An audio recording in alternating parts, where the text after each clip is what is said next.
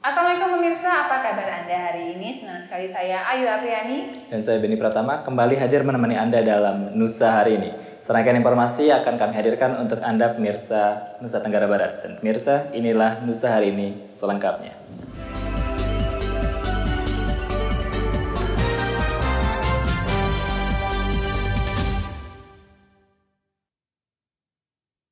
Baik Beni, hari ini kita awali berita dari daerah Lombok Barat terkait dengan mutasi yang terjadi di Lombok Barat ini, Beni. Ya, ada benar sekali pemirsa. Mutasi pejabat di Pemda Lombok Barat mendapat sorotan dari kalangan DPRD setempat. Mutasi ini dinilai sebagai aksi balas jasa dalam pemenangan Zaini Aroni pada pemilu kada Lombok Barat. Penempatan sejumlah pejabat melalui mutasi pejabat di lingkup Pemda Lombok Barat mendapatkan kritik pedas dari kalangan DPRD Lombok Barat. Mutasi yang dilakukan Bupati Lombok Barat dinilai hanya bentuk balas jasa Bupati kepada jajaran PNS yang menjadi tim pemenangan dalam pemilu kada lalu. DPRD menuding proses fit and proper test yang dilakukan Bupati bagi para pejabat bukan untuk mencari pejabat berkualitas, hanya saringan terkait banyaknya nama yang diajukan tim pemenang pada pemilu kada lalu. Tudingan ini bukan tanpa dasar, sebab tidak ada regulasi yang mengatur persentase penilaian penempatan pejabat, yakni 60% hasil fit and proper test dan 40% kebijakan Bupati, sebab penempatan pejabat merupakan kewenangan penuh dari kepala daerah. Misal katakan siapa yang domisili di Lombok, itu murni hak prerogatif dari Bupati 100%. Kalau SBY bilang 1000%, kan gitu. Jadi aturan dari mana ada hak dari tim itu mengeluarkan 60%, kemudian dari Bupati sendiri 40%. Tidak ada, itu hak murni dari Bupati memang. Tetapi jangan sampai itu dijadikan kiasan saja. Selain itu, Tuhan juga menyorot komposisi pejabat yang dilantik, sebab lebih banyak pejabat dari luar Lombok Barat untuk mengisi jabatan sentral. Sementara putra asli daerah Lombok Barat hanya mengisi jabatan-jabatan biasa dan jauh dipinggirkan. Bupati Lobar diimbau untuk memerintahkan para pejabat yang dilantik agar berdomisili di wilayah Lobar, agar ada multiplayer efek bagi perekonomian Lombok Barat. Firmansyah, Lombok Barat. Terkait pemberitaan ini, Ayu, ada 16 pejabat struktural yang dimutasi di wilayah Kabupaten Lombok Barat. Ya, benar sekali Beni. Seperti yang diberitakan sebelumnya, yaitu 16 pejabat struktural di lingkup Pemda Lombok Barat dimutasi. Sebagian pejabat merupakan pejabat yang mendapatkan promosi. Sebagian lagi menempati posisi baru pada jenjang yang sama. 16 pejabat eselon 2 dan 3 ini dimutasi Bupati Lombok Barat. Setelah mengikuti fit and proper test atau uji kepatutan dan kelayakan, beberapa waktu lalu hasil fit and proper test tersebut dijadikan sebagai bahan referensi dalam mutasi kali ini. Dengan persentase 60% dari hasil tes dan 40% dari kebijakan Bupati sendiri. Dari 16 pejabat tersebut, 2 dari eselon 3 mendapat promosi naik jabatan menjadi kepala dinas. Masing-masing sekretaris Dinas Tata Kota Pertamanan dan Kebersihan yang dijabat Inengah Sugiarta naik menjadi Kepala Satuan Polisi Pamong Praja Lombok Barat dan Kepala Bidang Bina Marga pada Dinas Pekerjaan Umum Sakri naik menjadi Kepala Dinas Pekerjaan Umum Lombok Barat. Sementara 14 pejabat lainnya mengalami rotasi. Masing-masing Kepala Dinas PU Robiono Prasetyanto menjadi asisten Bupati. Sekalipun saat ini Staf ahli bidang hukum dijabat Lalu Surapat, staf ahli bidang kemasyarakatan dan sumber daya manusia dijabat Inyoman Sembah, staf ahli bidang politik dan pemerintah dijabat Supriyadi, staf ahli bidang ekonomi dijabat Hasbullah, staf ahli bidang keuangan dan pembangunan dijabat Joko Wiratno, kepala dinas pendidikan dan kebudayaan dijabat Ispan Junaidi, kepala dinas kelautan dan perikanan dijabat Subandi, kepala dinas sosial dan tenaga kerja dijabat Fatur Rahim, kepala dinas kependudukan dan catatan sipil dijabat Khalid, kepala dinas badan penanggulangan bencana daerah dijabat Halawi Mustafa, Kepala Badan Lingkungan Hidup dijabat Mulyadin, dan Sekretaris Dinas Pekerjaan Umum dan Tata Kota dijabat Agus Gunawan. Kepala desa dan aparatnya, bagaimana kesejahteraan masyarakat kita. Dan oleh karena itulah saya minta kepada para asisten untuk selalu melakukan koordinasi. Kalau memang ada dinas yang tidak mau dikoordinasikan, tentu ini artinya menyalahi prosedur atau aturan. Selain memutasi pejabat eselon 2, Jumat mendatang, Bupati Lobar juga akan memutasi dan melantik para pejabat eselon 3 dan 4, tentunya setelah mereka melaksanakan fit and proper test. Firman Syah, Lombok Post. Baik pemirsa, kita beralih ke berita selanjutnya. Beni waktu sekolah pernah bolos gak ya? Kalau bolos syukurnya tidak, tapi seingat saya waktu zaman masih sekolah itu hampir setiap hari ada teman-teman yang keluar sekolah tanpa izin, bolos. Kali ini menjadi tugas baru bagi Satpol PP setempat ya, untuk mengamankan para pelajar yang suka membolos ini. Seperti apa yuk? Ya, baik pelajar yang kerap membolos membuat gerah Satuan Polisi Pamong Praja Kota Mataram. Para pelajar ini kemudian dirazia dan diberikan hukuman agar jerah. Gambar ini bukan gambar latihan atau proses rekrutmen anggota Polri ataupun Tentara Nasional Indonesia. Sekelompok remaja ini sedang diberikan hukuman karena ditemukan membolos sekolah. Senin pagi 10 orang pelajar terjaring Satuan Polisi Pamong Praja atau Satpol PP Kota Mataram. Ke-10 siswa yang terjaring razia tersebut berasal dari sejumlah sekolah negeri maupun swasta yang ada di Kota Mataram. Di antaranya RH dari SMAN 7 Mataram, SN dari SMA Nasional, PC dari SMKN 3 Mataram, IS dari SMKN 3 Mataram, FH dari SMPN 10 Mataram, dan 5 pelajar lainnya yakni BS, AR, MA, dan RM dari SMPN 15 Mataram. Mereka diciduk saat tengah nongkrong di sebuah rumah kosong di belakang SMPN 2 Mataram.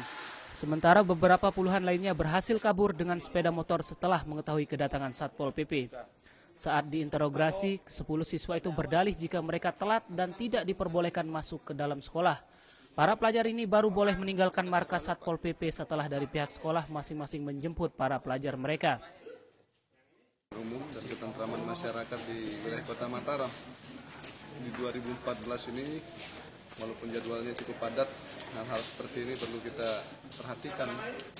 Karena menjelang ujian nasional untuk siswa dan hal-hal lain, ketertiban umum di Kota Mataram terus kita pantau. Wakil Kepala SMPN 15 Mataram, Suparno, mengatakan alasan para pelajar tidak diberikan masuk akibat telat ke sekolah ini hanya dalih, sebab pihak sekolah telah memberikan izin mengikuti kegiatan belajar mengajar setelah mendapatkan pembinaan dari bimbingan konseling.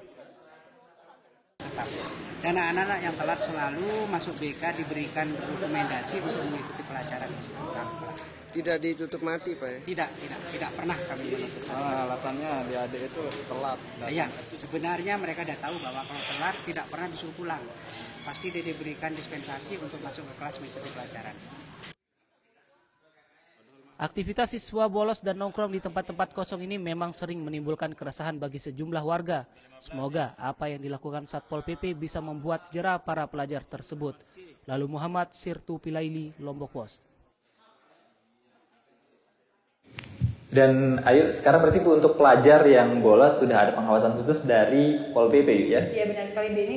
Semoga ini menjadi suatu hal yang bijaksana dan para pelajar juga menjadi jera ya. Betul sekali. Dan pemirsa jangan kemana-mana karena Nusa hari ini akan segera kembali setelah yang satu ini.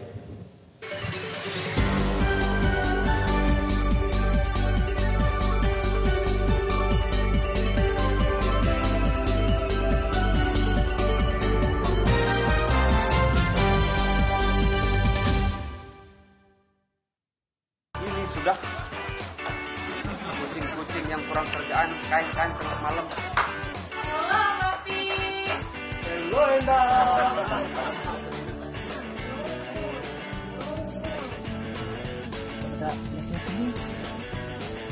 Kecer.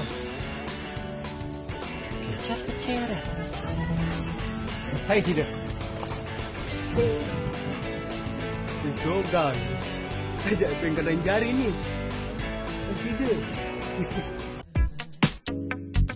Bagaimana langkah pemerintah kota dalam mengintervensi keseharian kita dalam hal sampah. Sudah berapa besar dari kawasan mampu mengolah berapa persen sampah? Gerakan apa sih yang sebenarnya yang pernah dibangun oleh Kota Mataram? Ada nggak sebuah gerakan yang bersama itu atau memang itu tidak pernah dilakukan?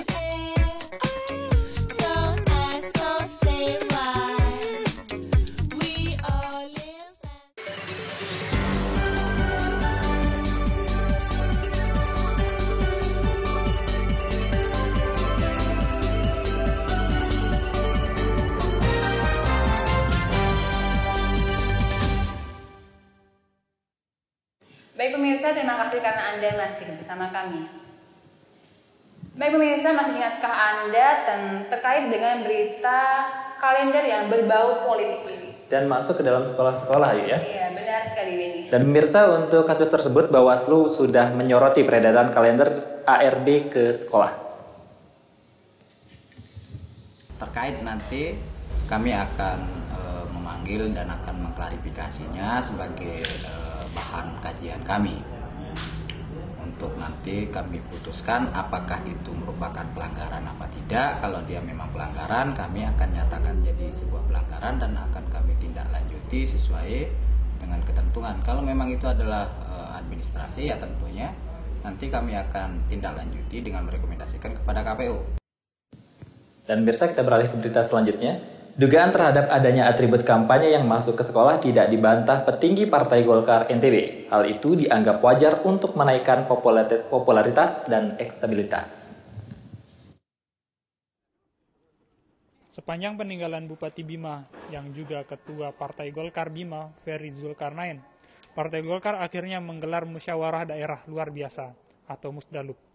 Agenda utama dari helatan ini adalah menempatkan Ketua DPD 2 Partai Golkar Bima sebagai bentuk penyelamatan partai. Musdalup ini digelar di DPD Golkar NTB. Ketua DPD 1 Partai Golkar NTB, Zaini Aroni, menegaskan Musdalup merupakan solusi terbaik untuk memberikan kepastian perjuangan Partai Golkar. Terlebih lagi dalam 3 bulan ke depan pemilu akan digelar. Langkah ini ditempuh agar Partai Golkar tetap bisa memenangkan pemilu di Kabupaten Bima dan tidak ada kekosongan pemimpin di tubuh parpol berlogo beringin ini. Musdalup tidak ada, kecuali karena ini sangat emergensi dalam arti Ketua DPD Partai Golkar Bima, Pak Ferry Zulkarnain meninggal, maka tidak boleh terjadi kevakuman di dalam organisasi kita. Zeni juga menambahkan, siapapun yang diberi mandat oleh Musdalup, maka itulah yang diberikan amanah oleh Partai Golkar. Dan seluruh kader Partai Golkar tidak lagi mempersoalkan siapapun yang menjadi ketua. Aldial Rifki, Lombok Pos. Baik pemirsa, kita balik ke berita selanjutnya, yaitu Indah Damayanti Putri, istri almarhum Bupati Bima yang juga Ketua DPD 2 Partai Golkar Bima, akhirnya terpilih menggantikan suaminya sebagai pimpinan tertinggi Partai Golkar Bima. Pengaruh mendiang Ketua DPD 2 Partai Golkar Bima, Ferry Zulkarnain, nampaknya masih melekat di kalangan petinggi Partai Golkar Bima. Dalam musyawarah daerah luar biasa atau Musdalup yang digelar di DPD 2 Golkar NTB, istri almarhum Bupati Bima tersebut, yakni Indah Damayanti Putri, terpilih menggantikan suaminya. Usai terpilih memegang tampuk pimpinan Partai Golkar, Indah mengaku siap kembali menjadikan Partai Golkar pemenang dalam pemilu 2014 di Bima. Konsolidasi intensif di tubuh Partai Golkar akan dilakukan, mengingat sisa waktu sebelum pemilu kurang dari 100 hari. Soal perdebatan dalam internal Golkar, Indah mengaku bisa memahami. Di dalam organisasi pasti ada perbedaan. Semua kader Partai Golkar akan bahu-membahu memenangkan partai. Kami hadir mengikuti Musdalup ini karena kami menghargai perbedaan yang ada. Jadi dalam setiap organisasi perbedaan itu pasti ada. Tetapi saya rasa dengan setelah terpilihnya ketua secara aklamasi, dengan sendirinya mereka adalah kader partai yang tetap siap membantu membesarkan partai. Indah menambahkan dalam memenangkan pemilu legislatif, figur almarhum Bupati Kabupaten Bima merupakan modal penting dalam pemenangan Partai Golkar di Kabupaten Bima. Aldial Rifki, Lombok Pos. Baik pemirsa, mohon maaf atas kesalahan yang tadi. Saat ini ada komentar terkait dengan kalender yang berbau politik. Adanya atribut partai yang disalurkan ke guru melalui sekolah-sekolah di Lombok Barat Tidak mengejutkan bagi petinggi Partai Golkar NTB. Kalender-kalender yang bergambar calon presiden Partai Golkar, Abu Rizal Bakri dan Bupati Lombok Barat Zaini Aroni dianggap sah-sah saja. Bentuk pembagian kalender kepada guru-guru SDN 1 tersebut dianggap salah satu upaya kader Golkar menaikkan popularitas dan elektabilitas partai. Terlebih lagi Ketua Umum DPP Partai Golkar yang mencalonkan diri sebagai presiden. Hal tersebut dianggap sebagai langkah dari kesadaran kader.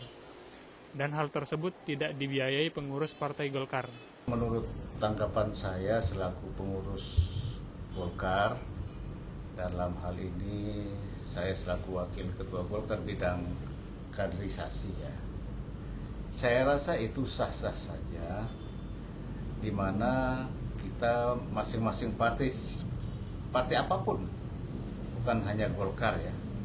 Kita berusaha semaksimal mungkin untuk menaikkan elektabilitas partai. Dharma juga menambahkan, kalender itu ditunjukkan pada pribadi guru, bukan untuk ditempel di sekolah atau di tempat umum lainnya, yang dilarang oleh peraturan Komisi Pemilihan Umum. Aldial Rifki, Lombok Pos. Dan pemirsa, seperti apa perkembangan harga beras menjelang bulan Maulid di bulan ini? Berita selengkapnya hanya di Nusa Hari ini sesaat lagi.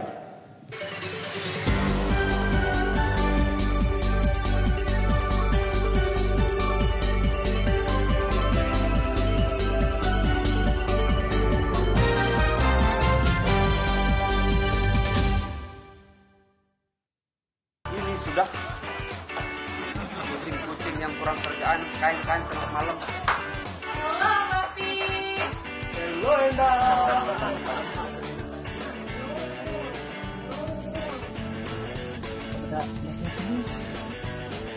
Kecer. Kecer. Apa sih dah? Jogan. Ajak pengkalan jari ni. Consider.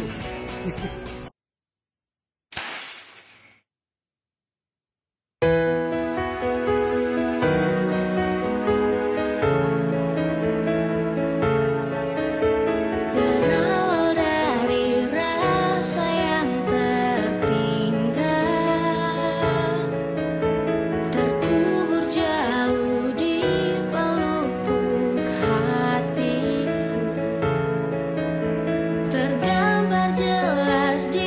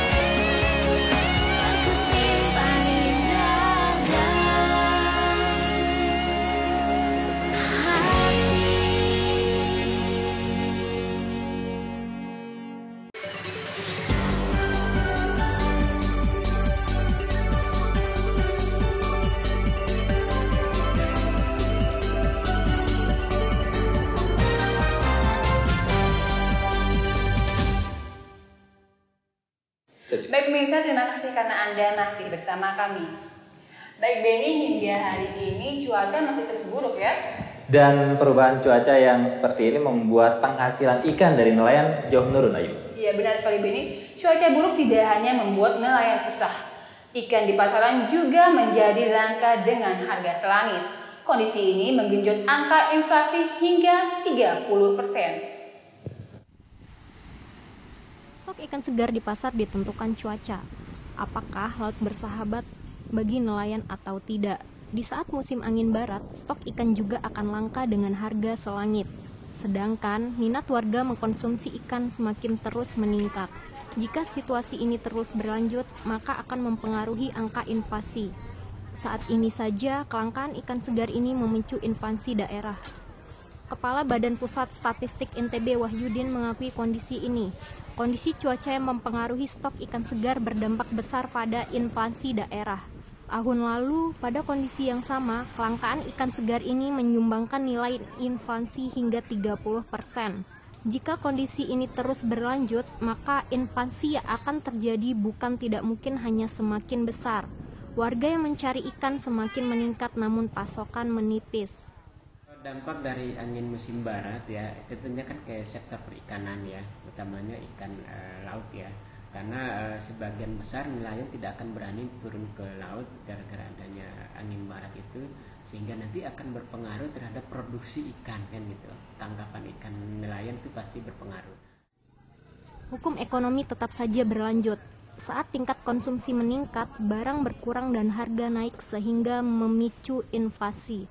Nurul Hidayati, Lombok Pos. Baik Benny, terkait berita ini sungguh kasihan ya. Ikan jadi susah kita dapat. Dan kita berharap agar penghasilan nelayan bisa kembali normal ya. Betul sekali Benny. Dan kita beralih ke berita selanjutnya pemirsa. Ayo, hari ini sesuai dengan kalender umat Islam sedang merayakan Maulid Nabi besar Muhammad SAW. Dan tadi pagi saya sudah meliput salah satu kegiatan Maulid di Kota Mataram. Di mana? Daerah mana ya? Di lingkungan Seganteng, Karangbangkat. Ya, seperti apa perayaan dan kemeriahan Maulid yang ada di Seganteng? Dan seperti apa kemeriahan perayaan Maulid tersebut? Berikut liputannya pemirsa. Baik pemirsa, saya sedang berada di tengah-tengah kemeriahan pelaksanaan Maulid Nabi besar Muhammad SAW dan di desa Seganteng ini, dan bagaimana kemeriahan prosesi Maulid tersebut berikut liputannya. Perayaan hari kelahiran Nabi Muhammad SAW mulai ramai dihelat masyarakat. Kegiatan ini sudah menjadi kegiatan rutin yang nyaris tidak pernah absen digelar, seperti di lingkungan Seganteng, Kelurahan Cakra Selatan. Setiap tahun tidak pernah absen merayakan Maulid. Acara ini sudah menjadi tradisi dan dianggap sebagai salah satu ibadah sunnah dalam ajaran Islam. Selain untuk melestarikan nilai budaya dan ajaran agama, pelaksanaan Maulid tersebut juga untuk menyambung nilai silaturahmi antar sesama Muslim. Kalangan muda di lingkungan Seganteng Bangkat turut dilibatkan untuk menggelar perayaan Maulid. Hal ini ditujukan agar generasi muda tahu dan paham dengan tradisi yang dijalankan, sehingga tradisi ini akan terus bertahan. Ketua Takmir Masjid Kubatul Islam Seganteng, Rizam Salon, antusiasme warga dan remaja masjid sangat tinggi untuk menggelar Maulid. Mereka berlomba-lomba untuk meramaikan masjid dengan melakukan sholat berjamaah. Jadi seluruh nilai agama yang ditanamkan sebelumnya sudah mulai kelihatan pada generasi muda. Nah, terutama rekan-rekan remaja pada tahun ini dari tidak pernah naik masjid sekarang sudah mulai berlomba-lomba. Nah, tidak sebatas itu aja, malah meramaikan dengan sholat-sholat berjamaah. Terus pelaksanaan yang berkaitan dengan keagamaan itu sudah ada lah kelihatan. Selain itu, untuk mendorong mental dan pembelajaran agama, Takmir Masjid juga memeriahkan pekan Maulid tersebut dengan mengadakan lomba-lomba yang bersifat keagamaan.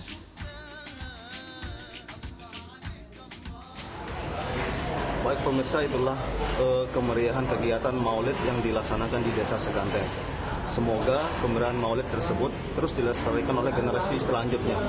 Aljarifki, Benny Pratama, Lombok Pos. Baik Benny, sedangkan di daerah Benny mulai kapan perayaan Maulid ini Benny? Kalau di tempat saya biasanya sesuai dengan kalender dan acaranya dipusatkan di masjid. Cuma perayaannya dimeriahkan dengan lomba-lomba. Tapi kalau tidak salah di tempatnya Ayu itu ada undangan dari rumah ke rumah ya? Iya benar sekali Beni, kalau di daerah saya meriah sekali. Nanti Beni saya undang. Terima kasih. Dan Mirsa, seperti apa peringatan Maulid Nabi besar Shallallahu Alaihi Wasallam di Kota Mataram juga dimeriahkan dengan lomba-lomba kegiatan. Salah satunya dengan menggelar lomba-lomba yang bernuansa Islami. Bagi masyarakat di Nusa Tenggara Barat, khususnya masyarakat Lombok, peringatan Maulid Nabi Muhammad SAW selalu dirayakan dengan meriah, mulai dari kegiatan pengajian di dalam masjid hingga kegiatan-kegiatan bernuansa agama, termasuk menyelenggarakan aneka lomba.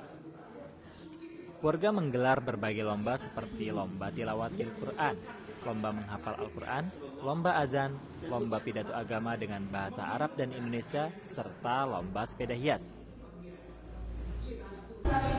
Dampak dari kegiatan ini yang pertama adalah untuk membina generasi penerus kita, kemudian untuk pelayanan masyarakat, misalnya kita adakan kesehatan, bekam dan sunatan massal juga kemarin sudah diadakan. Warga khususnya kalangan anak-anak dan remaja sebagai generasi penerus yang akan melestarikan kegiatan siar Islam seperti Maulid tersebut. Beni Pratama, Aldi Al-Rifki, Lombok Pos. Baik pemirsa, berita tersebut sekaligus menutup perjumpaan kita kali ini. Dan Mirsa jangan lupa untuk menyaksikan OMG atau O Menojarin besok malam pada pukul 20.30 hanya di Lombok Pos TV. Saya Ayu Apriani. Dan saya Beni Pratama pamit undur diri. Assalamualaikum dan sampai jumpa.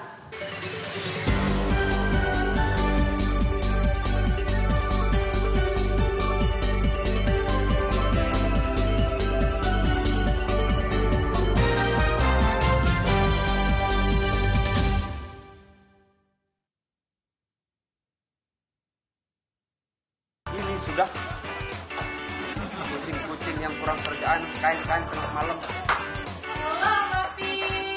Hello, Endah.